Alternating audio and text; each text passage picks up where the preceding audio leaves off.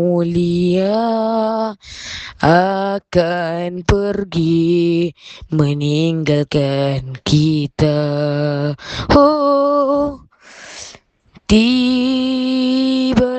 pula bulan kemenangan bagi umat Islam. Bulan Syawal, bulan kemenangan, bulan mengeratkan silaturahim. Bulan ketika kita menyambut kemenangan. Bulan bermaaf-maafan atas dosa silam zahir dan batin. Tetapi ingatlah, ada insan yang telah pergi meninggalkan kita. Kirimkan Al-Fatihah buat mereka yang telah pergi meninggalkan kita terlebih dahulu. Kita hendaklah bermaaf-maafan di hari kemenangan kita setelah berpuasa sebulan.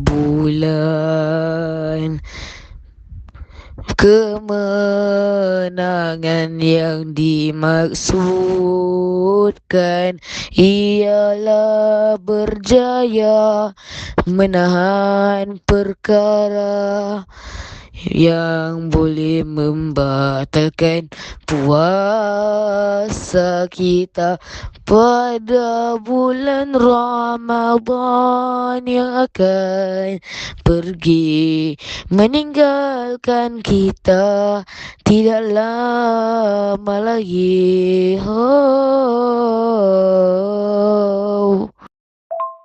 Selamat Hari Raya kepada semua. Berhati-hatilah ketika memandu di jalan raya. Ingatlah, ingatlah, ingatlah,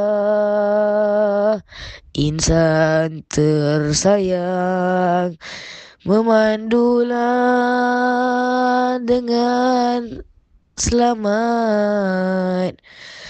Jangan kita